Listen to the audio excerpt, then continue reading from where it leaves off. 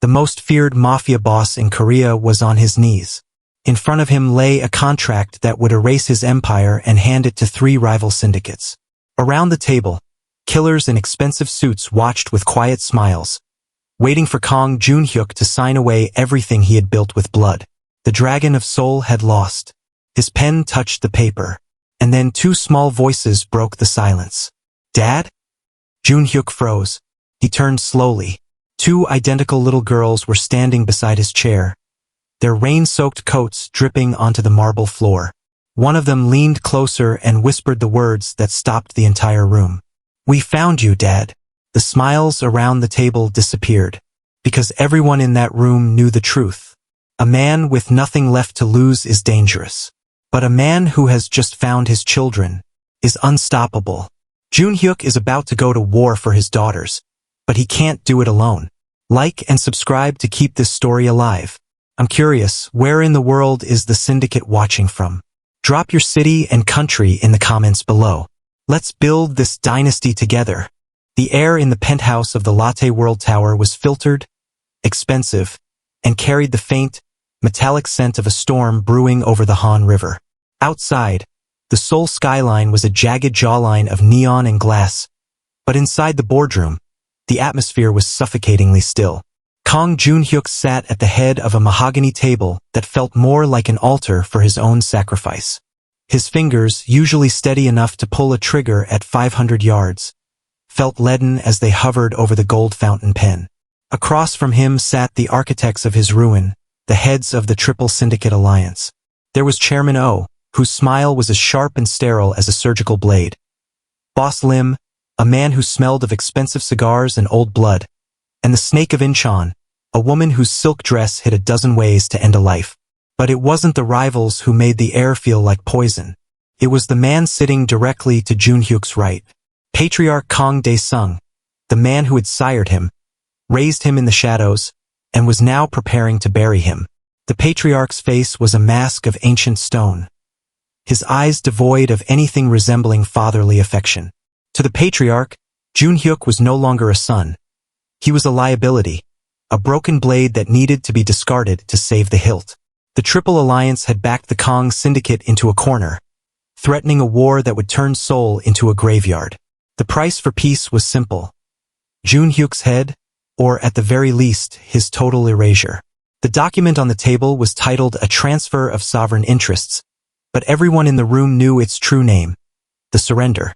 By signing it, Joon-Hyuk would strip himself of his rank, his assets, and his name. He would be exiled, a ghost wandering a world he used to rule, while his father maintained the purity and safety of the Kang legacy. Joon-Hyuk looked at the gold nib of the pen. He felt hollow, a shell of the man who had once been called the Dragon. He had spent years building a kingdom, but as he looked around the room, he realized he had built it for nothing. He had no one to go home to, no reason to fight the inevitable. He was tired of the blood, tired of the betrayal, and tired of the coldness that lived in his own chest. "Sign it, Joon-Hyuk," the patriarch said, his voice a low, rhythmic rasp that sounded like dry earth falling on a coffin. "The Alliance is patient, but I am not. Do not let your pride burn down what took for centuries to build. You are a sacrifice for the greater good. Be a man and accept the end of your era." Joon-Hyuk didn't look up. He could feel the eyes of the rival bosses on him, predators watching a wounded lion finally lay down to die. Boss Lim let out a puff of smoke, the gray cloud curling toward the gold leaf ceiling.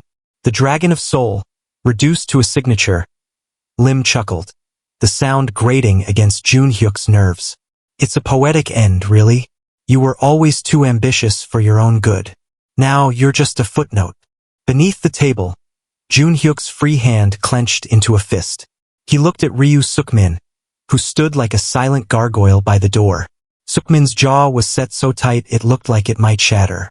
He was the only one in the room who truly knew the weight of this moment. Sukmin's hand was resting near the lapel of his blazer, a silent promise that if Joon-Hyuk gave the word, the boardroom would become a slaughterhouse. But Joon-Hyuk didn't give the word. What was the point?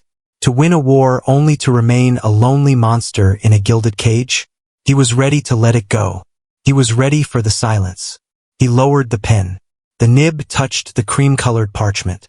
He could see the space where his name was supposed to go, the name that used to strike fear into the hearts of every street soldier from Busan to Incheon. He began the first stroke of his signature, a jagged line that felt like he was cutting his own throat. The room was so quiet that the scratching of the pen sounded like a scream. Chairman Oh leaned forward, his eyes gleaming with the thrill of a scavenger about to feast. The patriarch exhaled a long, satisfied breath, already imagining the peace he had bought with his son's life. Then the heavy, soundproofed double doors of the boardroom groaned. The sound was out of place, a violation of the high-stakes ritual. The security team outside was supposed to be impenetrable. The patriarch's brow furrowed in a sudden, sharp anger. "Who dares?" he hissed, but the words died in his throat as the doors swung wide. They didn't look like assassins. They didn't look like the police. They were small, no taller than the waist of the guards who were now stumbling backward in sheer confusion. Two identical girls, their skin the color of rich earth and their eyes wide and bright like polished onyx, stepped into the lion's den. They were wearing small, matching trench coats that were dark with rain, and their hair was styled in intricate braids that were beginning to fray at the edges.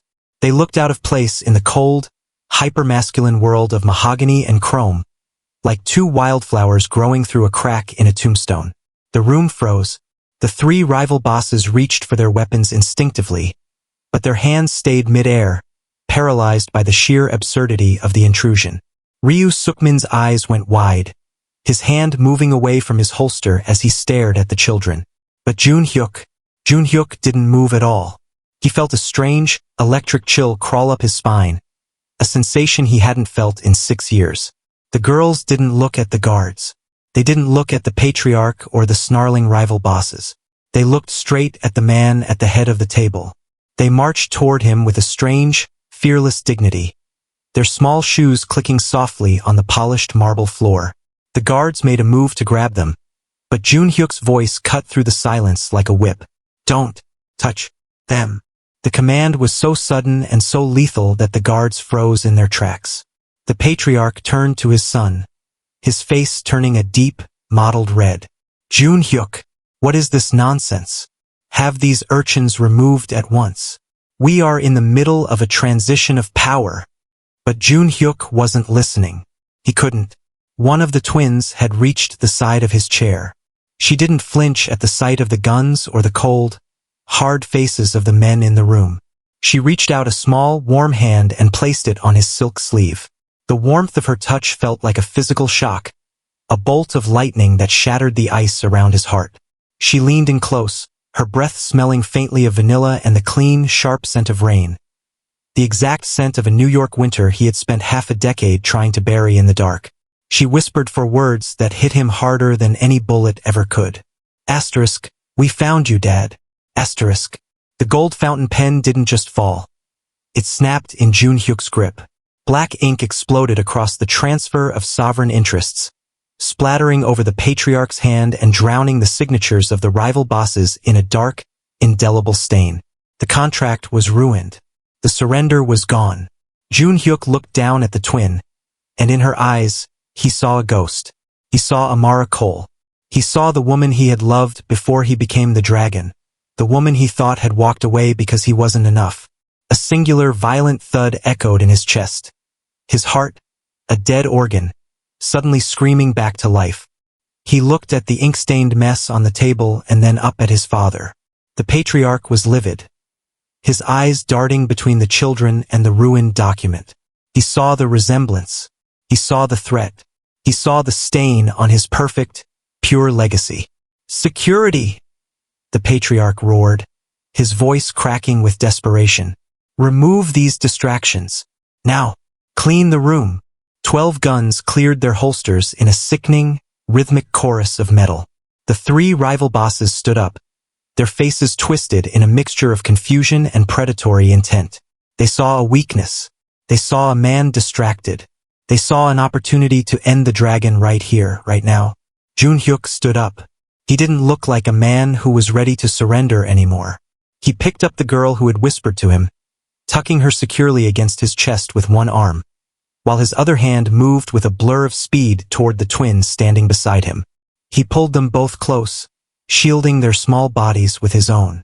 He looked at the 12 barrels pointed at his heart, and then he looked at Ryu Sukmin.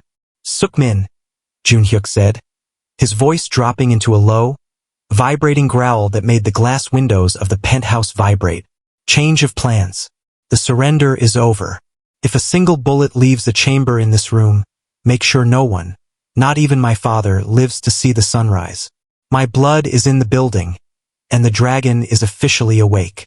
The room became a pressure cooker of lethal intent. The Triple Alliance had thought they were here to witness an ending. They didn't realize they were standing at the beginning of a massacre. Joon-Hyuk felt the small heartbeat of his daughter thudding against his own, and for the first time in his life, he knew exactly what he was fighting for. The silence that followed Joon-Hyuk's declaration was not the peaceful quiet of a resolved conflict. It was the breathless, suffocating vacuum that precedes a mid-air collision. The black ink from the snapped pen continued to drip from the edge of the mahogany table, hitting the marble floor with a rhythmic tap, tap, tap that sounded like the ticking of a countdown clock. In his arms, the weight of the two girls felt impossibly light and yet heavier than the entire empire he had been prepared to sign away seconds ago.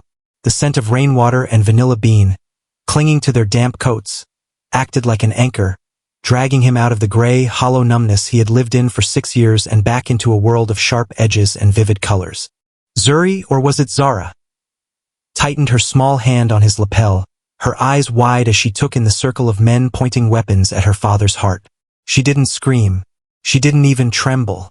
There was a terrifying, quiet dignity in her gaze, a reflection of the steel Joon-Hyuk had once seen in their mother's eyes during those stolen months in New York. To the men in the room, these children were an anomaly, a strategic complication, or a stain to be erased. To Joon-Hyuk, they were the sudden, violent proof that his life had not— "You're a fool, Joon-Hyuk!" The patriarch's voice echoed through the room, sounding thin and desperate. He had retreated to the far corner, protected by his personal detail. "You think these girls change anything? You're dead. The Alliance will burn everything you love. The Alliance is currently bleeding on your floor, father," Joon-Hyuk shouted back, his voice cutting through the sounds of gunfire and breaking glass. "And as for what I love, you've spent 6 years making me believe I had nothing. You lied to me. You knew Amara was pregnant. You knew they existed, and you let me sit in this chair and rot." The realization had been blooming in the back of his mind since the moment he smelled that vanilla scent. The patriarch's network of spies was too vast for him not to have known about Amara's departure from New York. The surrender deal hadn't just been about business. It had been about ensuring Joon-Hyuk never found out the truth. If he were exiled, he'd never have the resources to find his daughters. The patriarch had tried to prune the family tree to keep it pure, never realizing he was just sharpening the axe that would eventually fall on his own neck.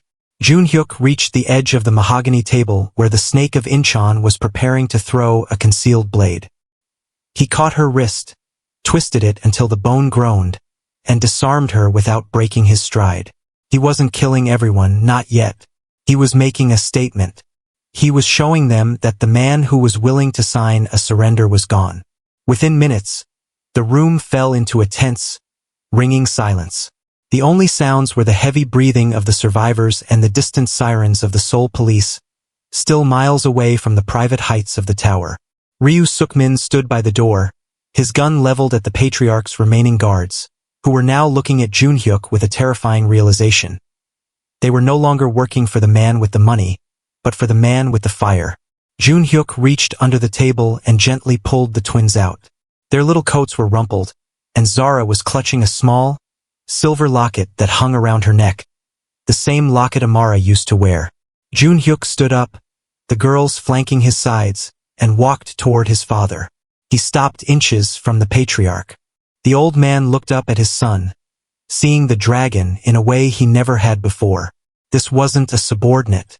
This wasn't a tool. This was a king who had finally found his kingdom. Joon-Hyuk reached down and picked up a piece of the shattered gold pen. He held it up to his father's face. "You wanted my signature to save your legacy," Joon-Hyuk said, his voice quiet and terrifyingly calm. But my signature died the moment they walked through that door. From this moment on, the Kang Syndicate doesn't belong to the past. It belongs to them. The patriarch opened his mouth to speak, but the words wouldn't come. He looked at the twins, Zuri and Zara, who stood tall, staring back at the man who had tried to erase them before they were even born. They didn't look like victims. They looked like the future. Joon-Hyuk turned to Sukmin. "Get the cars ready. We're going to the hotel. I have a debt to pay to a woman I should have never let go." As he walked out of the ruined boardroom, the twins holding his hands, Joon-Hyuk didn't look back at the rival bosses or the surrender papers drowning in black ink. The dragon was no longer hollow. He was a father, a protector, and a man who was about to show the world that his blood was the only law that mattered. The air in the hallway was thick with the scent of cordite and high-octane adrenaline, a sharp contrast to the sterile, expensive silence of the Latte World Tower moments before.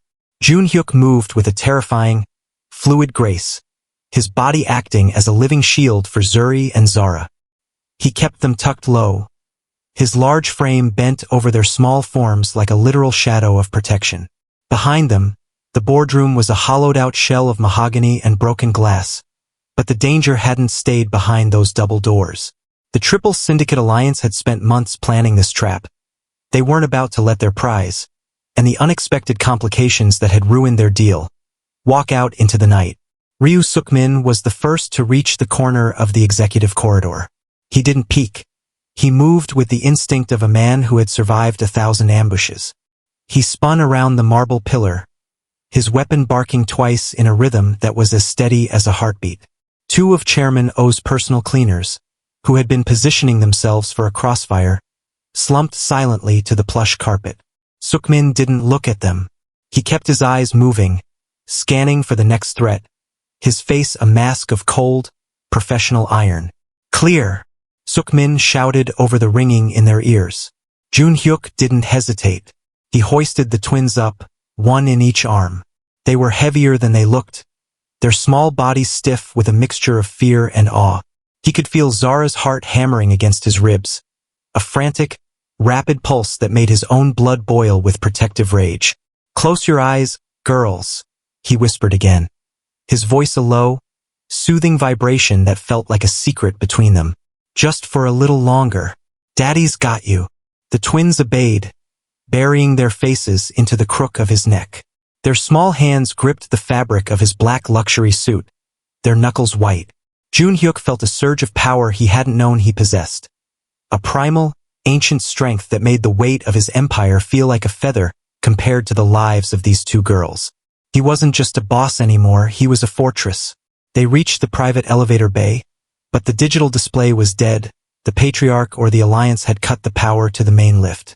"They're forcing us toward the service stairs," Sukmin gritted out, his eyes darting to the red emergency light flickering above a heavy steel door at the end of the hall. "It's a funnel, boss. They'll have a team waiting at the bottom." "Then we don't go to the bottom," Joon-Hyuk replied, his mind working with the speed of a high-performance engine. He remembered the layout of the tower, not as a businessman, but as the man who had overseen its security protocols years ago. The 84th floor is the mechanical transition level. There's a laundry chute that services the hotel suites below. It bypasses the main stairwell. "It's a 40-foot drop into a bin of linen," Sukmin noted, checking his magazine. "Dangerous for the kids. Better than a 100-foot drop with a bullet in their heads," Joon-Hyuk snapped. "Go!" As they broke for the service door, the far end of the hallway exploded in a hail of gunfire. The snake of Incheon's men had arrived, their submachine guns chewing through the expensive wallpaper and sending clouds of plaster dust into the air. Joon-Hyuk dove through the doorway just as a bullet grazed the frame, the heat of it kissing his shoulder. He didn't flinch. He couldn't afford to. Inside the concrete stairwell, the sound of the storm outside was amplified, a dull, thundering roar that echoed up the shaft. They descended 2 flights with a speed that would have been impossible for anyone else, their footsteps sounding like thunder on the metal grates. When they reached the 84th floor, Sukmin kicked the door open, leading with his muzzle. The mechanical floor was a maze of humming pipes and massive air filtration units. It was a forest of steel, shrouded in shadows and the smell of industrial grease. There! Joon-Hyuk pointed to the heavy circular hatch of the laundry bypass. They reached it just as the service door behind them was kicked open. The Triple Alliance wasn't giving up. These weren't just soldiers. They were the elite, men who knew that if Joon-Hyuk escaped tonight, their own lives were forfeit. The first two men through the door were met with Suk-min's unrelenting fire, but more were coming, their silhouettes illuminated by the emergency strobes. Joon-Hyuk set the twins down for a brief second. He looked into their eyes, his own amber gaze burning with an intensity that demanded their trust. Zara, Zuri, listen to me. You're gonna slide down a big slide. It's dark, and it's fast. But there are soft pillows at the bottom. I'll be right behind you. Do you understand? Zuri nodded, her braids bouncing. Is Mummy there? She's waiting for us? Joon-Hyuk promised, a lump forming in his throat that he had to swallow back. Go. Now. He tucked them together, feet first, into the chute. They vanished into the darkness with a small, stifled gasp of air. Joon-Hyuk didn't wait to hear them land. He spun around, his Beretta roaring as he provided cover for Suk-min, who was pinned behind a massive ventilation duct. Get in the chute, Suk-min, Joon-Hyuk commanded. Not until you're clear, boss. That wasn't a request. Joon-Hyuk's voice carried the weight of the dragon, a command that brook no argument. Suk-min fired a final burst, then scrambled toward the hatch, diving in headfirst. Joon-Hyuk followed a split second later, just as a grenade clattered onto the concrete floor behind him. The world turned into a blur of polished steel and rushing air. He slid down the steep incline, the friction burning through his suit, his mind praying that the twins had landed safely. He hit the bottom of the chute with a dull thud, landing in a massive bin of discarded towels and silk sheets. He scrambled out, his eyes instantly finding the three forms already struggling out of the pile. The twins were wide-eyed but unhurt, their small faces pale in the dim light of the hotel's basement laundry room. Move, Joon-Hyuk hissed, grabbing the twins and pulling them toward the service elevator that led to the hotel's main floors. This was the part of the tower managed by the hotel staff, the part managed by Amara Cole. They emerged into the kitchen of the hotel's grand ballroom on the 10th floor. The room was a hive of activity, chefs and servers moving in a frantic dance to prepare for the late-night banquets. They stopped in their tracks at the sight of the blood-stained, soot-covered Mafia boss carrying two children, followed by a man with a drawn gun. Where is she? Joon-Hyuk demanded, his voice echoing off the stainless steel surfaces. Before anyone could answer, the double doors at the far end of the kitchen swung open. Amara Cole stepped through, her hotel manager's uniform pristine, her hair pulled back in a sharp, professional bun. But her face was a mask of sheer, unadulterated terror. She saw the twins. She saw the man she had loved in the snows of New York, the man she had fled to protect her children from. Her hands flew to her mouth, a sob escaping her lips that broke Joon-Hyuk's heart more than any bullet ever could. Joon-Hyuk? She whispered, her voice trembling. Amara, he said, his voice cracking for the first time that night. He stepped forward, the twins reaching out for their mother. I have them. They're safe. But the world is coming for us, and I need you to trust me one more time. Amara didn't look at the guns or the blood. She looked into Joon-Hyuk's eyes and saw the king she had told her daughters about. She saw the man who had finally come back from the shadows. They have your eyes, she whispered, as she pulled the twins into a desperate embrace. They always did. The dragon was home, but the fortress was under siege. The Triple Alliance was closing in, and the patriarch was watching from above. But for the first time in 6 years, Kang Joon-Hyuk knew exactly where he was supposed to be. The war for the Kang legacy has moved from the boardroom to the heart of the family. If you want to see if Joon-Hyuk can keep Amara and the twins safe as the Triple Alliance levels the hotel to find them, do me a small favor. Subscribe and share this chronicle. I want to know where our family is standing guard. Tell me in the comments which city and country are you watching from. Let's keep this bloodline alive together. The industrial kitchen of the Latte World Hotel was a cathedral of stainless steel and white tile, now stained by the intrusion of a world that was never meant to touch it. The hum of the walk-in freezers and the hiss of steam from the dishwashers provided a mechanical white noise that masked the distant, rhythmic thudding of boots on the stairs above. Amara Cole stood in the center of the room, her arms wrapped so tightly around Zuri and Zara that it seemed she was trying to pull them back into her own soul.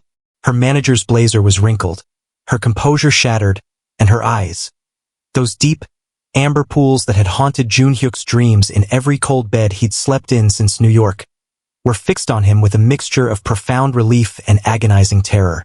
Joon-Hyuk stood 5 paces away, his hands empty but his posture still radiating the lethal energy of the dragon. He looked at the 3 of them, the woman who had been his only glimpse of heaven and the 2 girls who were now his only reason to survive hell. The air between them was thick with 6 years of unasked questions and the heavy, metallic scent of the violence he had just carried into their lives. He wanted to move toward her, to press his forehead against hers and apologize for the shadows he had brought to her door, but he remained stationary, a sentinel guarding the entrance to the only peace he had ever known. Ryu Sukmin moved with silent efficiency, locking the heavy steel doors that led to the service corridor and dragging a heavy prep table across the frame. He didn't look at the reunion. He knew the cost of distraction. He checked his watch, then looked at Joon-Hyuk. "We have 10 minutes before the Alliance scouts realize we bypassed the lower stairwell," Sukmin said, his voice a low, professional rasp. "The hotel is crawling with eyes, boss.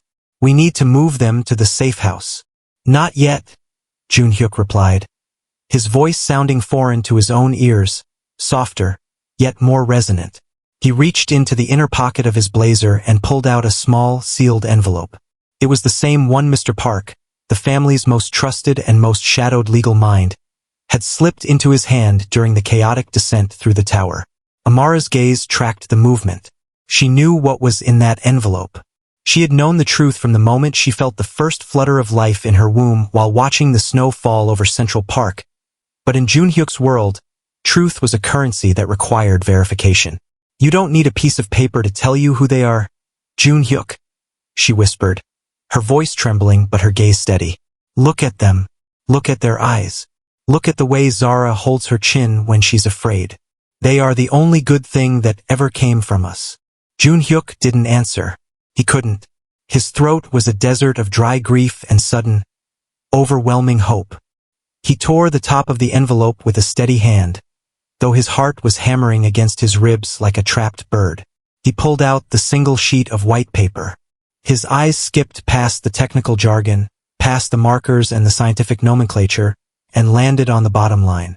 99.9% probability of paternity. The words blurred for a moment. He had ruled a city. He had commanded thousands of men. He had moved billions of dollars with a single stroke of a pen. But as he stared at those numbers, he realized that everything he had built, the towers, the syndicates, the blood-soaked reputation, was nothing but ash. It was a kingdom of smoke.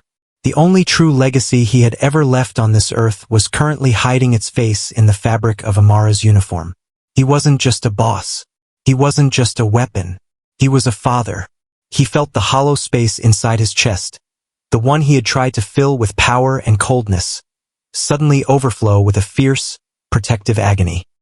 He looked at his father, the patriarch, mentally realizing the depth of the betrayal. The old man had known. He had watched Joon-Hyuk wither away for 6 years, becoming a more efficient, more heartless killer because he believed he had no heart left to protect. The patriarch had traded Joon-Hyuk's humanity for a more loyal soldier, and he had done it by burying the existence of these 2 girls. Joon-Hyuk crumpled the paper in his fist. The gold pen he had snapped earlier was a symbol of his surrender. This paper was his declaration of war. He stepped forward, finally breaking the distance, and knelt on the cold tile in front of the twins. They peeked out from behind Amara's legs, their expressions wary but curious. "I'm sorry," he said, and the word felt heavy, like a stone being dropped into a deep well. "I'm sorry it took me so long to find you. I'm sorry I didn't know you were waiting." Zara, the one who had whispered in his ear, reached out a small, hesitant hand. She touched the bruised skin over his cheekbone, a souvenir from the boardroom fight. "Mummy said you were a king," she said softly. "But kings aren't supposed to be sad." Joon-Hyuk let out a breath that was half laugh, half sob. He took her small hand in his large, scarred fingers dwarfing hers. I wasn't a king, Zara. I was just lost. But you found me. He looked up at Amara. She was crying now, the tears carving clean paths through the dust and stress on her face. They found the photo, she said, her voice a broken melody. The one from that night at the jazz club. I told them stories about you to make the world seem less scary. I never wanted them to be part of this world, Joon-Hyuk. I wanted them to be free. They will be, Joon-Hyuk vowed, standing up. The softness in his eyes didn't disappear, but it was now armored by a resolve that made Sukmin straighten his posture.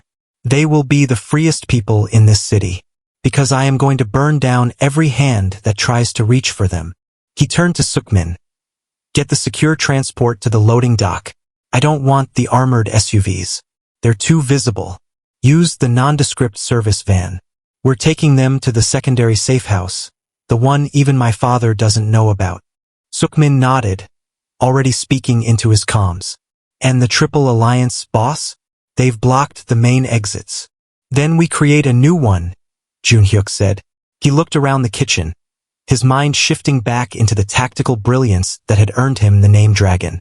He saw the industrial gas lines running to the ovens. He saw the ventilation shafts. He saw the high-pressure fire suppression system. To his enemies, this was a kitchen. To him, it was a munitions depot. Amara, take the girls and follow Sukmin through the cold storage unit. There's a service lift that goes directly to the laundry bay. Do not stop. Do not look back. If you hear a noise, keep moving. Sukmin will die before he lets anyone touch you. Amara gripped his arm, her fingers digging into his bicep. What about you? You're not coming with us? I have to close the door, Joon-Hyuk said, his eyes shifting toward the heavy steel entrance he had just barricaded. A muffled thump echoed from the other side. The scouts had arrived. If I don't stop them here, they'll follow the scent. I need to make sure they know that the man they came to sign a deal with is dead. I need them to meet the father. He leaned down and kissed Amara's forehead, a ghost of a gesture from a life they had shared a lifetime ago. Then he looked at Zuri and Zara. Follow Mr. Ryu. He's my best friend. He's gonna take you to a place with lots of pillows and no shadows. I'll be there before the sun comes up. Promise? Zuri asked, clutching her locket. On my soul, Joon-Hyuk said. As Sukmin led them away, the kitchen felt suddenly colder, larger, and more dangerous. Joon-Hyuk stood alone in the center of the room, listening to the retreating footsteps of his children. He waited until the service lift hummed to life and began its descent. Only then did he turn his attention to the door. The thumping had turned into the rhythmic strike of a battering ram. The steel was beginning to buckle at the hinges. Joon-Hyuk didn't draw his gun. Instead, he walked over to the main gas valve for the industrial range. He turned it, the hissing sound of escaping gas filling the room, a sweet, deadly song. He moved to the deep fryers, turning the heat to maximum, waiting for the oil to reach its flash point. He was no longer the man who sat at the head of a mahogany table, weighed down by the expectations of a 1,000-year-old dynasty. He was no longer the son seeking the approval of a cold patriarch. He was a man who had seen his heart walking around outside his body in the form of two little girls, and the realization had made him invincible.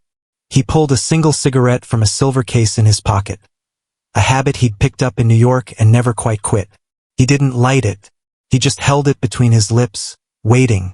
The door burst open with a scream of tortured metal. 6 men in slate-gray tactical gear flooded into the room, their suppressed weapons scanning the steam and shadows. They saw the dragon standing by the central island, silhouetted against the light of the walk-in freezer. Where are the kids, Kang? The lead mercenary shouted, his voice muffled by a gas mask. The Alliance wants the heirs. Give them up, and maybe we let you live long enough to watch us take the city. Joon-Hyuk looked at the man, and for the first time in 6 years, he felt a genuine sense of pity. Not for himself, but for them. They had no idea what they had woken up. They thought they were hunting a businessman. You're in the wrong room, Joon-Hyuk said, his voice a low, terrifying vibration. He pulled a heavy gold lighter from his pocket, the one the patriarch had given him when he turned 21. He flicked it open. The small flame danced in the gas-heavy air. "You're looking for the dragon. But he died in the boardroom." The lead mercenary's eyes widened behind his mask as he realized the scent in the room wasn't just steam. "Get out. It's a—" Joon-Hyuk dropped the lighter into a pool of spilled cooking oil that had begun to smoke. The explosion was a roar of orange and white, a concussive wave that shattered the windows of the 10th floor and sent a pillar of flame screaming into the night sky. Joon-Hyuk didn't stay to watch the fire. He had already moved, diving through the service hatch he had prepped, falling into the darkness of the lower levels as the kitchen above turned into a furnace. He landed hard on the concrete of the parking garage, rolling to his feet despite the searing heat at his back. He didn't look up. He didn't look at the carnage. He looked at his hands, the hands that had held Zara's. They were steady. He walked toward the nondescript white van waiting in the shadows of the exit ramp. The door slid open, and Sukmin's grim face appeared. Beyond him, in the dim interior of the van, Joon-Hyuk saw 3 shadows huddled together. He stepped inside and closed the door, the click of the lock sounding like the final period at the end of a long, dark sentence. The van pulled out into the Seoul traffic, blending in with 1,000 other vehicles, a needle in a haystack of neon. Joon-Hyuk sat on the floor of the van, his back against the vibrating metal wall. He reached out and Amara took his hand.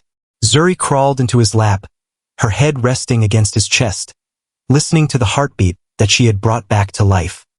He looked out the window at the Latte World Tower, which was now a pillar of smoke against the stars. He had burned his empire to save his soul, and as he felt the warmth of his daughter's breath against his neck, he knew it was the best trade he had ever made. The 99.9% truth wasn't just a DNA result.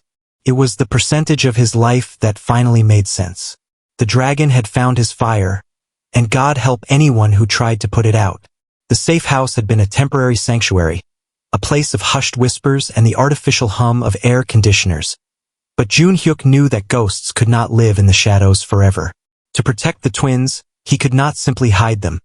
He had to arm them with the only shield that mattered in this city, the Kang name. The decision to bring Amara, Zuri, and Zara to the ancestral family estate was not an act of submission, but a tactical deployment. It was a move that bypassed the Triple Alliance's street wars and went straight for the jugular of the syndicate's tradition. In the world of the Korean underworld, the estate was more than a home. It was the seat of the Blood Council, the place where the line between legitimate succession and cold-blooded murder was drawn in ink and ceremony.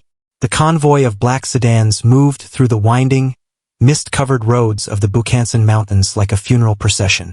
Joon-Hyuk sat in the lead car, his hand firmly entwined with Amara's. She was dressed in a simple charcoal gray suit he had arranged for her, a sharp contrast to her hotel uniform. She looked like a queen preparing for a siege, her jaw set with a ferocity that matched his. "Remember what I told you," Joon-Hyuk whispered to the twins, kneeling so he was at their eye level. "Do not look at their guns. Do not look at their angry faces. Look at me. I am the only world you need to worry about." Zuri gripped her locket, her eyes shining. "We aren't afraid, Dad. Mummy says we're made of stars and steel." Joon-Hyuk felt a pang of pride so sharp it felt like a physical wound. He stood up, squared his shoulders, and signaled to Sukmin. The doors were thrown open. The main hall was a cavernous space of dark wood, white paper screens, and the heavy scent of burning incense. 24 men sat in a semicircle on traditional mats, their expressions ranging from cold curiosity to open hostility. At the center, on a raised dais, sat Patriarch Kang Dae-Sung. He looked older than he had in the boardroom, his face a map of deep-set wrinkles and bitter disappointment. Beside him stood the syndicate's elders, men whose hands were stained with the history of 1,000 disappearances. The room fell into a silence so absolute it felt like the air had been sucked out of the building. Every eye was fixed on the 2 small girls standing beside the dragon. In the history of the Kang Syndicate, no child of mixed heritage had ever crossed this threshold. To the council, this was more than a surprise. It was a desecration of the pure line they had defended for centuries. Joon-Hyuk marched into the center of the hall, his boots echoing on the polished wood. He did not bow. He did not offer the traditional greeting. He stood in the center of the circle, Amara and the children flanking him, and waited for the first strike. You bring these visitors into the hall of blood, Joon-Hyuk? The patriarch's voice was a jagged rasp that tore through the incense smoke. You interrupt a council meeting to show us the fruits of your New York indiscretion? This is not a daycare. This is the seat of an empire. This is not a visit, father, Joon-Hyuk said, his voice projecting to the farthest corners of the hall. I am here to fulfill the law of succession. I am here to officially register Zuri and Zara as the primary heirs to the Kang syndicate. A ripple of shocked whispers broke the silence. One of the elders, a man named Elder Choi who was known for his fanatical devotion to tradition, stood up, his hand trembling with rage. You dare? The bloodline must be preserved. You would hand the keys to our ancestors' kingdom to these outsiders. Joon-Hyuk turned his gaze on Choi, a look so predatory and cold that the elder visibly recoiled. They are not outsiders. They are my blood. They are the 99.9% truth that you and my father tried to bury. And as for the kingdom, it doesn't belong to the ancestors anymore. It belongs to the man who can hold it. And I am that man. He pulled the crumpled DNA report from his pocket and threw it onto the floor in the center of the circle. The science is absolute. The law of our family states that the firstborn of the reigning head is the heir. I am the head of the operational syndicate. These are my firstborn. The patriarch stood up slowly, his eyes burning with a dark, vengeful light. He stepped down from the dais, walking toward the twins. Amara instinctively stepped in front of them, her eyes narrowing. But Joon-Hyuk placed a hand on her shoulder, silently telling her to hold her ground. He knew his father. The patriarch wouldn't attack physically, not yet. He would try to destroy them with words. The patriarch stopped 3 feet away, looking down his nose at Zuri and Zara. They are beautiful, he said, his voice dripping with a false, poisonous sweetness. But beauty is a fragile thing in our world, Joon-Hyuk. A legacy is built on more than a DNA match. It is built on the acceptance of the council. And look around you, my son. Do you see acceptance? Joon-Hyuk didn't look. He didn't need to. He knew the council was a collection of cowards waiting to see which way the wind blew. The council accepts the man they fear the most, Joon-Hyuk countered. And right now, they should be very afraid of the father. You would burn the family down for them? The patriarch asked, leaning in close so only Joon-Hyuk could hear him. You would let the Triple Alliance slaughter our men, let our businesses crumble, all for a woman who ran away and 2 children who don't even speak our tongue? I would burn the world for them, Joon-Hyuk replied, his voice a death warrant. And I'll start with the man who kept them from me. The patriarch laughed, a dry, rattling sound. He turned back to the council, raising his arms. You hear him? He threatens the patriarch. He threatens the very foundation of the Kang syndicate for his own selfish desires. He is not a leader. He is a man possessed by a ghost. Dae-Sung pointed a shaking finger at the twins. I, as the patriarch of the Kang bloodline, refuse this claim. I strike their names from the record before they are even written. They are not Kangs. They are nothing but a mistake that should have been erased in New York. The word mistake hit the room like a physical blow. Amara let out a sharp intake of breath, her face turning pale with fury. But it was Joon-Hyuk's reaction that changed the temperature of the hall. He didn't shout. He didn't draw his gun. He simply looked at Ryu Sukmin. Sukmin reached into his jacket and pulled out a stack of leather-bound folders, dropping them onto the table in front of the elders. What is this? Elder Choi asked, opening a folder with trembling hands. Those, Joon-Hyuk said, his voice sounding like ice cracking on a lake, are the financial records of every man in this room. Every bribe taken from the Triple Alliance, every secret offshore account used to siphon money from the syndicate, and every back-alley deal made behind my father's back. My father spent his time watching my personal life.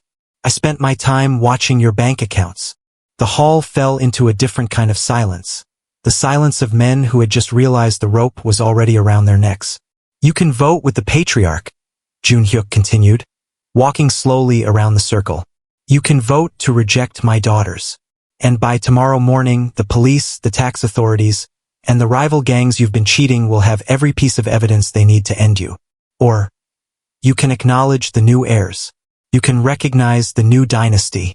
And those folders will find their way into a shredder.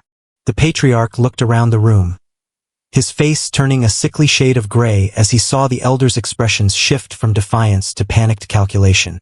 You would blackmail the council? This is not our way. Our way is dead, father, Joon-Hyuk said, stopping in front of the dais. Our way led to me signing a surrender while you watched. Our way led to my children living in fear. Today we start a new way, a way where the dragon protects his own. Elder Choi was the first to speak, his voice cracking. The DNA is clear. The girls are indeed of the Kang line. Tradition must adapt to the strength of the leader. One by one, the other elders began to nod, their eyes fixed on the folders that held their lives in the balance. It was a bloodless coup, executed with the precision of a master surgeon. The patriarch stood alone, his power evaporating like mist in the morning sun. He looked at his son, and for a moment, Joon-Hyuk saw a flicker of genuine fear in the old man's eyes. You think you've won, the patriarch whispered, but the Triple Alliance doesn't care about your council. They are coming for this house. They are coming to finish what they started in the boardroom. Let them come, Joon-Hyuk said, picking up Zuri and Zara and holding them high so the entire council could see them. They'll find that this house isn't guarded by a syndicate anymore. It's guarded by a family.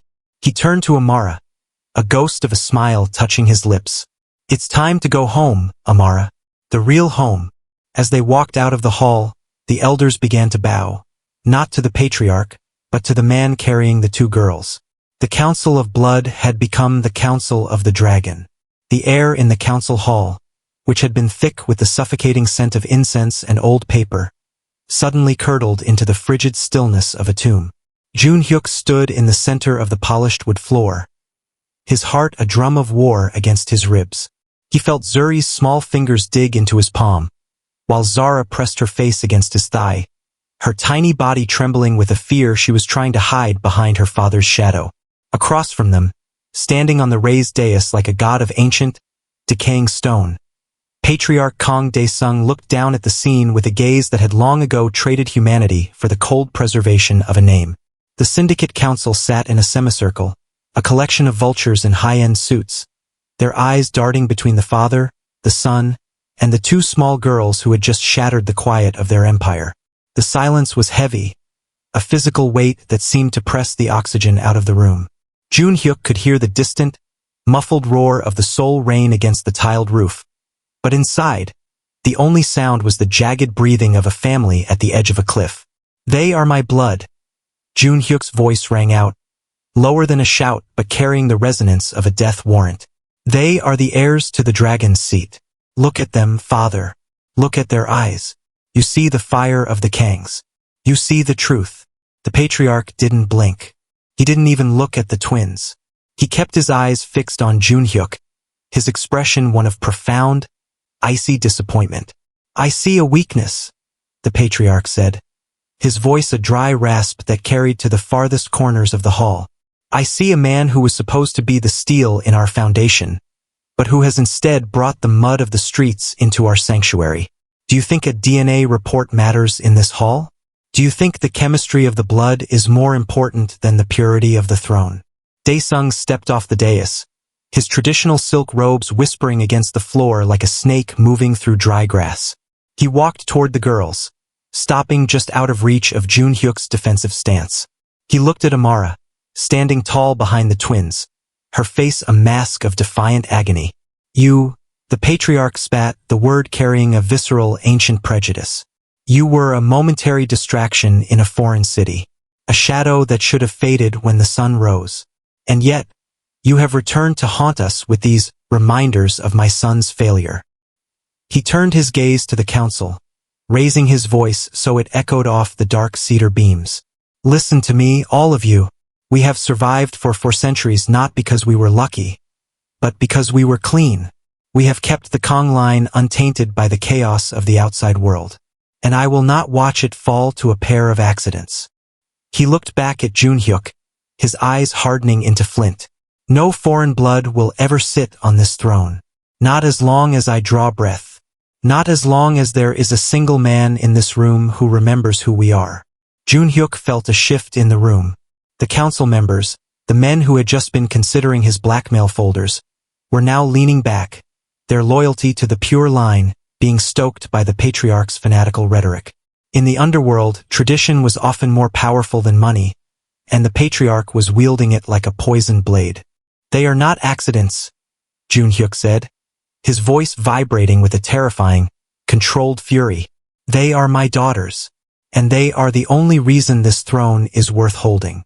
They are stains, the patriarch roared, his composure finally snapping into a jagged, cruel intensity.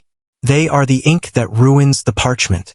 They are a mistake that must be corrected before the world sees how far the dragon has fallen. He raised a hand, a sharp, decisive gesture that cut through the tension. Guards, remove these stains from my sight. Take them to the lower cellar. Ensure they are processed. And the woman, deliver her to the Incheon docks. She is never to see the light of Seoul again. The metallic clack-clack of 12 safeties being disengaged filled the hall. The family's elite guards, men Joon-Hyuk had trained, men he had bled with, moved forward. They didn't look at Joon-Hyuk's face. They looked at the girls. They were moving to fulfill the patriarch's order, their loyalty to the office of the patriarch outweighing their respect for the man who led them. In that microsecond, the world slowed to a crawl. Joon-Hyuk felt the warm, small hands of his daughters release his grip as Amara pulled them back, her own eyes widening in terror. He saw the cold, robotic movement of the guards. He saw the smirk of Chairman Oh in the corner, watching the Kang family devour itself from the inside. Joon-Hyuk didn't shout. He didn't plead. He reached into the small of his back and drew his beretta in a motion so fluid it seemed born of instinct rather than choice. He didn't point it at the guards. He pointed it directly at the forehead of his own father. The room froze. The guards stopped mid-step, their weapons snapping up to target Joon-Hyuk. 12 red laser dots danced across Joon-Hyuk's chest, his throat, and his forehead. But the dragon's aim never wavered. He stood in the center of the kill zone, his finger tight on the trigger, his eyes locked onto the man who had sired him. Tell them to stop, Joon-Hyuk said, his voice a low, lethal hum. Tell them to step back, or I will turn this hall into a graveyard starting with you. You would kill your own father? The patriarch asked, his voice trembling with a mixture of shock and a dark, twisted pride. In front of the council? In front of your children? I'm not killing my father, Joon-Hyuk replied, his gaze unblinking. I'm killing the monster that's trying to touch my daughters. You called them stains. You called them a mistake. But the only mistake in this room is the man who thinks I'll let him breathe another word against them. The patriarch looked at the gun, then at the 12 guards surrounding his son. They will kill you the moment you fire. You will die and the girls will still be processed. You are throwing away your life for nothing. I'm throwing away a life that never belonged to me anyway, Joon-Hyuk countered. Every day I spent in that chair, I was a ghost. But tonight, I'm a father. And a father doesn't negotiate with monsters. He looked at Ryu Sukmin, who was standing by the door, his own weapon drawn, his eyes scanning the room for the first man to move. Sukmin gave a single, sharp nod. He was ready to die. He was ready to burn it all down. The tension in the room reached a breaking point. The incense smoke swirled in the stagnant air, and the distant thunder rolled again, closer this time. The council members were ducking behind their mats, their greed forgotten in the face of absolute, fratricidal violence. Step back, Joon-Hyuk commanded the guards, his voice a roar that shook the paper screens. Back, or the patriarch dies first. The guards hesitated. They looked at Dae-Sung, waiting for a signal. The patriarch's face was a map of calculation. He saw the fire in Joon-Hyuk's eyes, the same fire that had once made him proud, but was now turned against him with a heat he couldn't control. He realized that Joon-Hyuk wasn't bluffing. The dragon was gone. There was only a man with nothing left to lose. Stand down, the patriarch whispered, the words sounding like they were being torn from his throat. Stand down. The guards lowered their weapons, though they remained in their tactical positions. The laser dots vanished from Joon-Hyuk's chest, leaving only the cold, artificial light of the hall. Joon-Hyuk didn't lower his gun. He stepped back, reaching out with his free hand to find Amara. He pulled her and the twins toward the door, never taking his eyes off the patriarch. You've won the hall, Joon-Hyuk, the patriarch said, his voice regaining its icy edge as the immediate threat receded. But you've lost the family. You are a traitor to your blood. You are a king of an empty house. Then I'll build a new one, Joon-Hyuk replied, reaching the threshold of the great doors. And I'll build it on the one thing you never understood, love. Keep your throne, father. It's made of nothing but bones. As the doors swung shut, sealing the council inside their tomb of tradition, Joon-Hyuk turned to Amara. She was pale, her eyes wide with the shock of what had just happened. He looked at Zuri and Zara, who were clinging to each other, their small faces etched with a trauma they would carry for years. He didn't have words. He didn't have a plan. He only had the weight of the gun in his hand and the warmth of his family at his back. He led them out into the rain, away from the estate, away from the past, and into a war that would decide if the dragon's blood was a curse or a crown. The heavy iron-reinforced doors of the council hall had barely latched shut when the structural integrity of the Kang dynasty began to fracture with the sickening sound of 1,000 glass mirrors shattering at once. The storm that had been brewing over the Bukhansan Mountains finally broke, a deluge of freezing rain slamming against the ancient tiled roofs. But the thunder outside was nothing compared to the tectonic shift occurring within the mansion's walls. Joon-Hyuk stood on the rain-slicked veranda, the twins pressed against his legs, their small bodies vibrating with a terror that no child should ever know.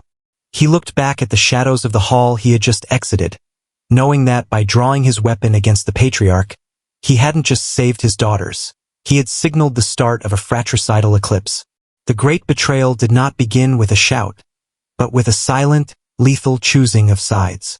Across the central courtyard, the ranks of the syndicate's elite guards began to drift apart like ice flows in a violent current. It was a sight that would be etched into the history of the underworld for decades. Brothers in arms, men who had shared meals and guarded each other's backs in the trenches of the Seoul shipping docks, were now looking at one another through the sights of their rifles.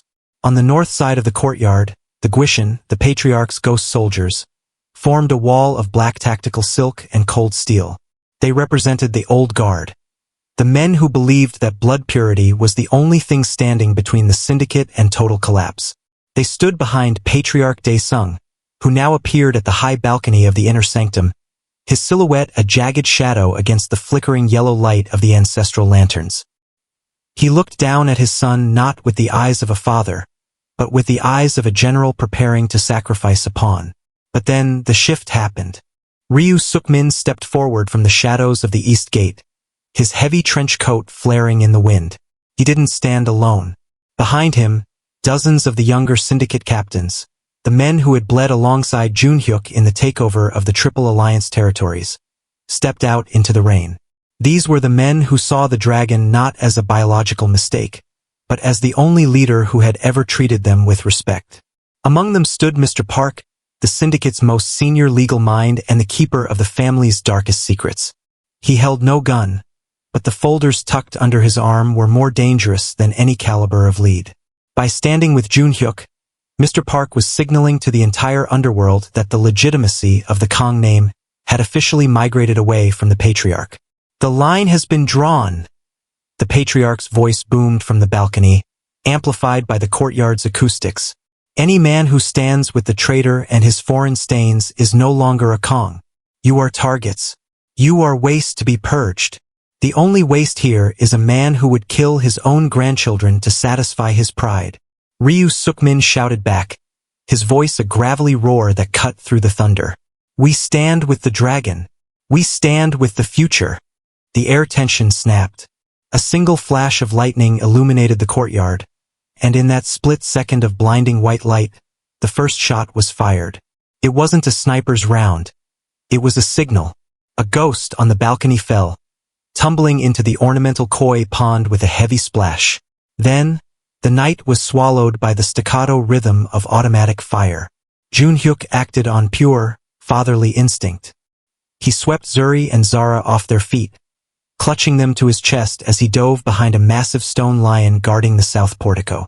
Amara was right behind him, her breath coming in ragged gasps, her hands gripping the back of his jacket, as if it were the only solid thing left in a world turned to liquid chaos. Bullets chipped away at the ancient stone, sending sparks and granite dust into the air. Suk-min, get the north passage clear. Joon-Hyuk yelled over the din of the firefight. The mansion, once a place of quiet contemplation and ancestral worship, had become a kill zone. The civil war was not just happening in the courtyard. It was a room-by-room, hallway-by-hallway slaughter. In the kitchens, chefs who were loyal to the patriarch were fighting off servers who had been paid by Joon-Hyuk's faction. In the administrative wings, clerks were shredding documents with one hand and holding handguns with the other. The very DNA of the organization was tearing itself apart. Mr. Park moved with a surprising, limping speed toward Joon-Hyuk's position, protected by two young soldiers who were systematically laying down suppressive fire. He slid into the cover of the stone lion, his face pale but his eyes burning with a cold, intellectual fire. The patriarch has authorized a total purge protocol.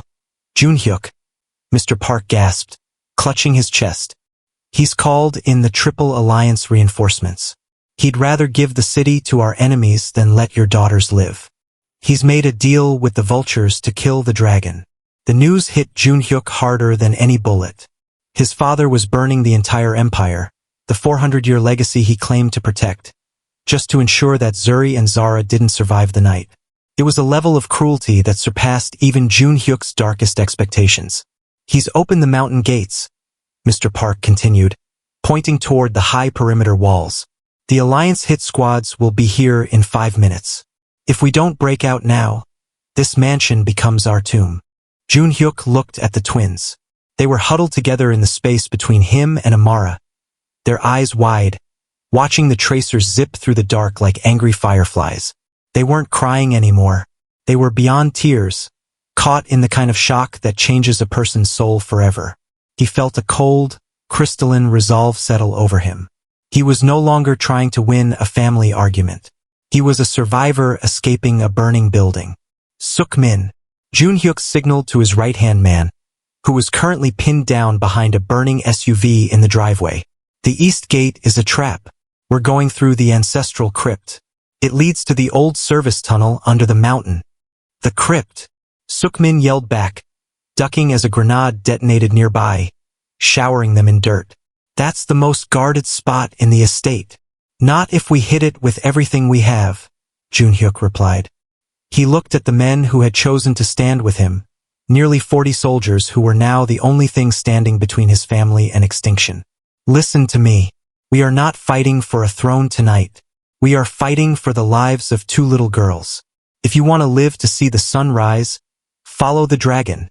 The shout was met with a roar of defiance from his loyalists. They began a coordinated push, moving in a V formation toward the rear of the mansion.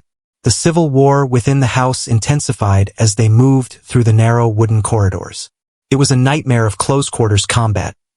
Muzzle flashes illuminating sliding paper doors, blood staining the white tatami mats, and the screams of men who had been brothers an hour ago.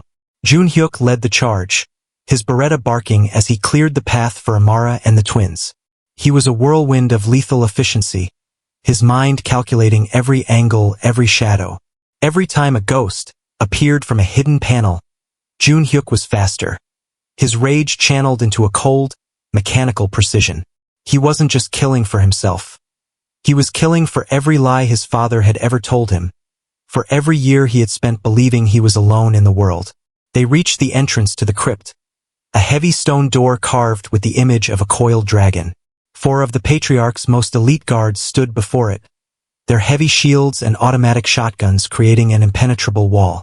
End of the line, Joon-Hyuk, one of the guards shouted. The Patriarch says the stains stop here. Joon-Hyuk didn't answer with words. He reached into his tactical vest and pulled out a high-intensity flashbang. Avert your eyes. The explosion was a deafening white void. Before the guards could recover their senses, Joon-Hyuk was on them. It wasn't a gunfight anymore. It was a brawl. He used his knives with a savage, desperate speed, carving a path through the old guard, while Suk-min and the others provided a wall of lead at their backs. The stone door groaned open, revealing the dark, cool air of the underground tunnels. Joon-Hyuk shoved Amara and the twins inside, his heart thundering. Go! Suk-min, take the rear. Mr. Park, guide them. As the doors began to close, Joon-Hyuk looked back at the mansion. It was a pyre. Flame was licking at the eaves of the main hall, and the sounds of the civil war were reaching a fever pitch. He saw his father standing on the balcony, a lone figure in the firelight, watching his kingdom burn with a terrifying, serene madness. The great betrayal was complete. The family was dead. The syndicate was in ruins. But as Joon-Hyuk stepped into the darkness of the tunnel and felt Zara's small hand find his in the gloom, he knew he had already won. The smoke from the burning south wing of the estate curled into the freezing mountain air, thick and acrid, smelling of ancient cedar and modern cordite. The Bukhansan Mountains, usually a place of silent, mist-shrouded majesty, now echoed with the rhythmic, staccato chatter of submachine guns and the gut-wrenching screams of men who had shared the same bread only hours before. Inside the high stone walls of the Kang ancestral home, the air had turned into a physical weight. The great betrayal had not just fractured the syndicate. It had split the earth beneath their feet. Joon-Hyuk stood in the shadow of the central pagoda, his black suit shredded at the shoulder, a crimson smear painting his cheekbone. In his left hand, he gripped the cold steel of his beretta. In his right, he held the small, trembling hand of Zara. Behind him, Amara stood with Zuri, her face a mask of pale, frozen determination. She had stopped being a victim the moment the first bullet hit the stone lion. She was now the quiet center of Joon-Hyuk's storm. Suk-min, Joon-Hyuk's voice was a low, terrifying vibration that seemed to ignore the chaos surrounding them. Tell me the line. Ryu Suk-min, standing behind a marble pillar with a blood-stained bandage wrapped around his forearm, didn't hesitate. The North Gate is held by your father's Guishan. They've let the Triple Alliance hit squads through. Chairman O's snipers are on the rooftops. But the South and West corridors, the young captains, the men from the docks, they've turned boss. They're wearing white armbands. They're waiting for the dragon.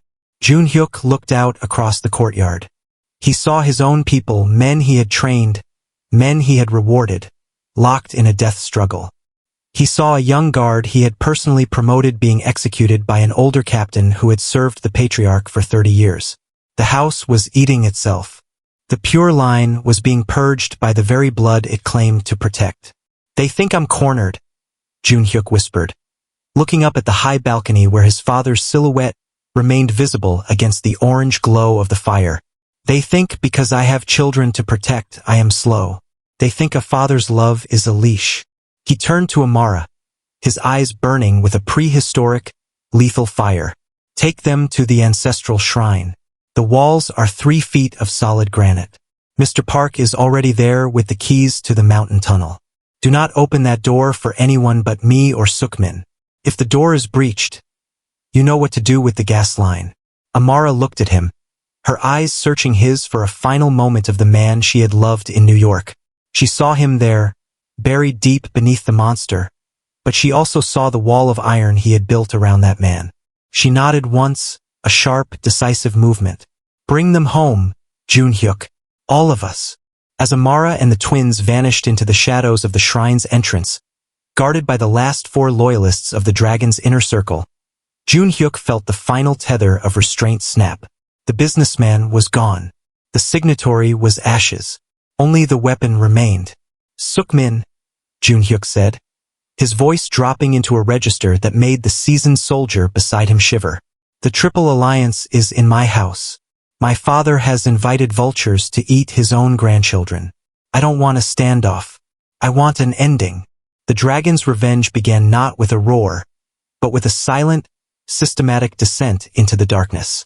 Joon-Hyuk didn't use the open walkways. He moved through the subfloors and the service passages he had mapped out years ago as a boy playing hide-and-seek in a house of killers. He emerged in the West Gallery, where 5 of Chairman Oh's elite assassins were moving in a tight stack, their thermal goggles scanning for the black airs. They never saw him. Joon-Hyuk dropped from the rafters like a shadow given weight. He didn't fire his gun.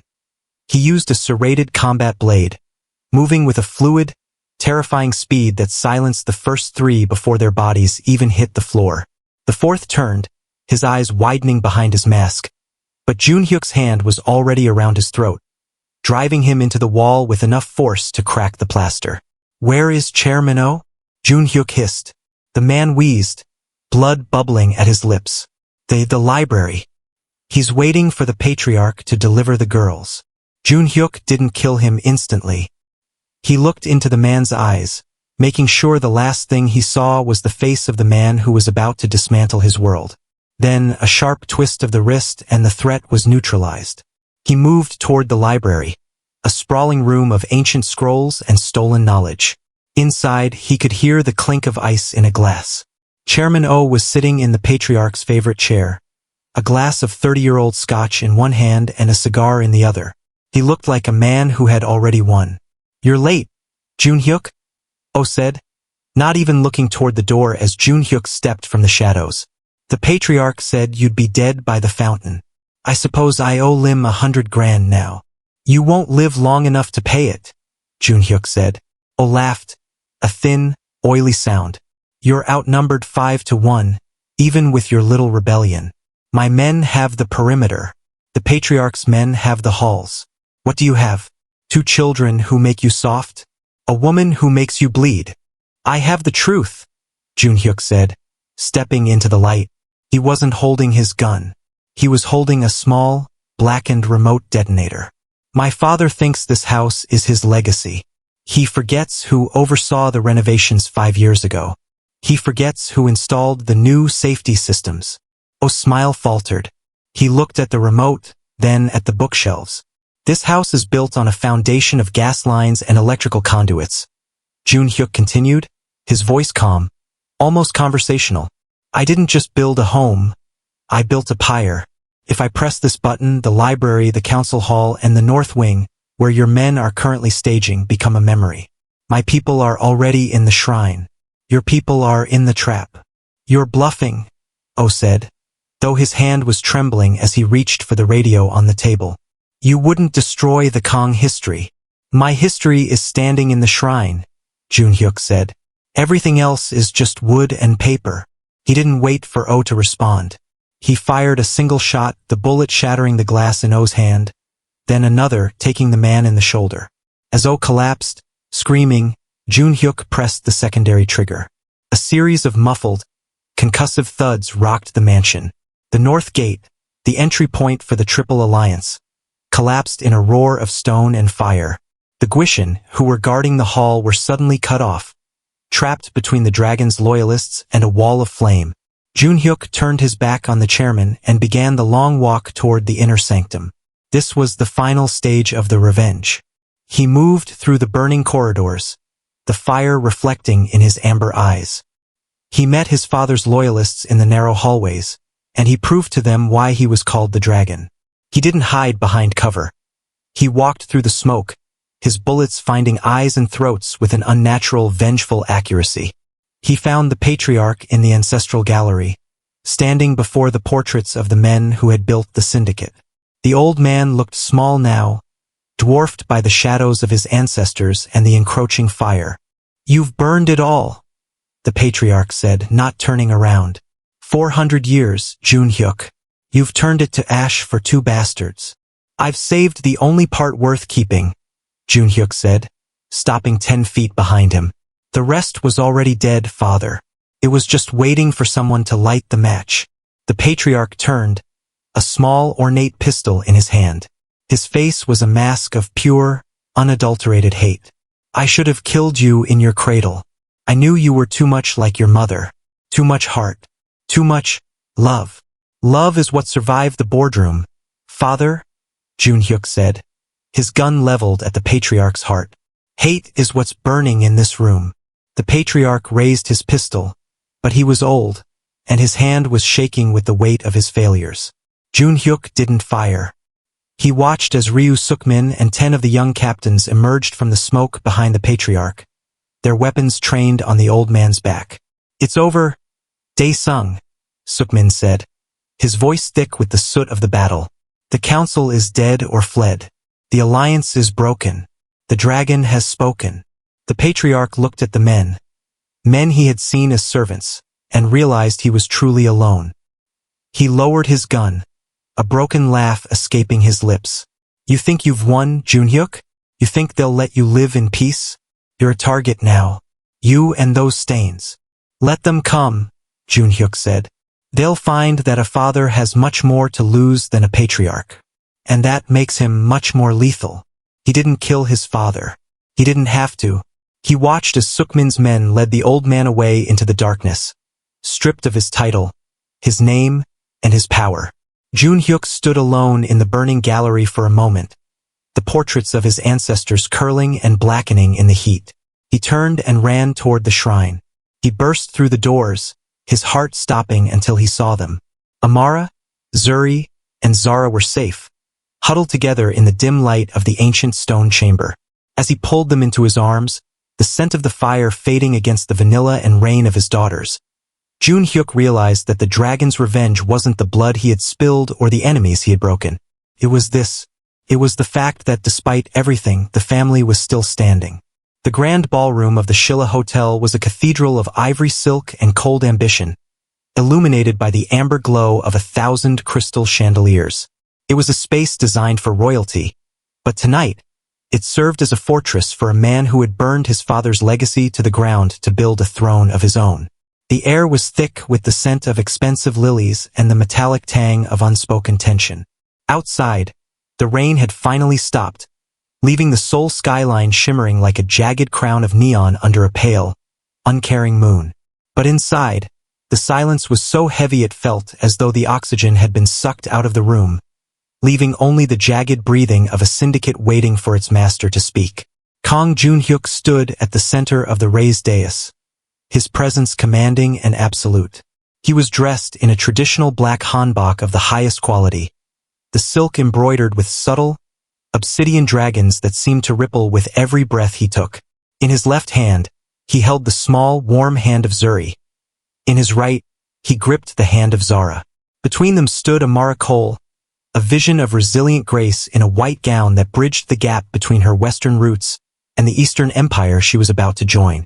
Her eyes, once clouded by the terror of the New York shadows, now reflected a fierce, protective fire. Joon-Hyuk looked down at the assembled council of elders, the survivors of the civil war that had nearly leveled the Kang estate. These were men who had seen blood, but they had never seen a man willing to sacrifice everything for a family he hadn't known existed a week ago. 6 years ago, I was a hollow man serving a name that felt like a cage. Joon-Hyuk's voice rang out, steady and resonant, carrying to the farthest corners of the gilded hall. Tonight, I stand before you as a man who has finally found his fire. These are my daughters Zuri and Zara Kang. They are the 99.9% truth of my blood. They are my heirs, the primary successors to the Kang Syndicate. And Amara Cole is the woman who will rule by my side as my wife. He paused, his amber eyes scanning the room like a predator looking for a reason to strike. If any man here still harbors the words stain or mistake in his heart, speak now. If you believe this throne is built on anything but the absolute power of the dragon, stand up. I would rather turn this ballroom into a graveyard tonight than allow a single doubt to follow my children into tomorrow. The silence that followed was absolute. Not a single elder moved. Not a single guard blinked. They had seen Joon-Hyuk dismantle the patriarch.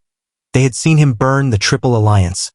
They knew that the man standing before them was no longer a businessman. He was a father, and a father had nothing left to fear. The wedding will take place at sunrise, Joon-Hyuk declared, his tone final. By the time the sun hits the Han River, the new dynasty will be sealed in law and blood. But the universe, it seemed, was not done testing the dragon. The heavy, gilded double doors at the back of the ballroom did not open.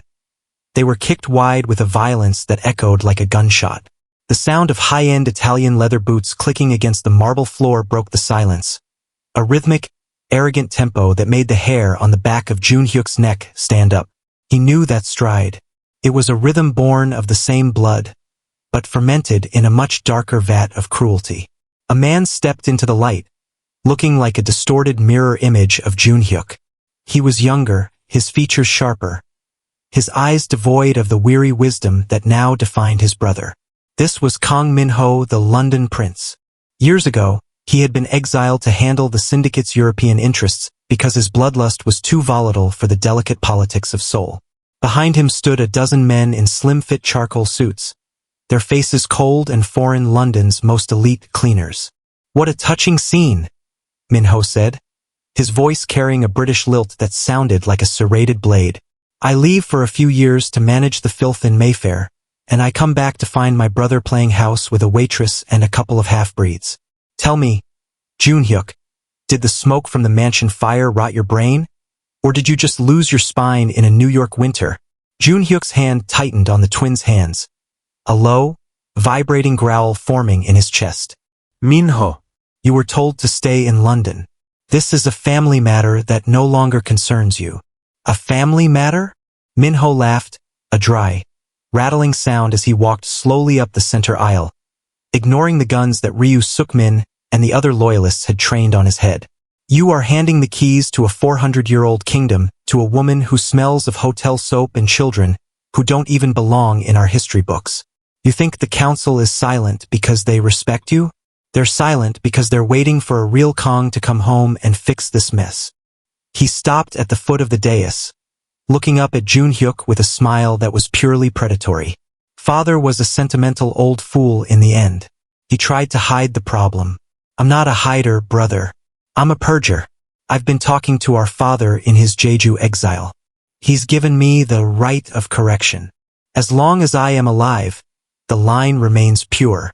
Min-ho reached into his blazer and pulled out a single ancient scroll, the Patriarch's secret codicil, a document that could bypass even a council vote in times of blood crisis. He held it up like a trophy. "This marriage will not happen.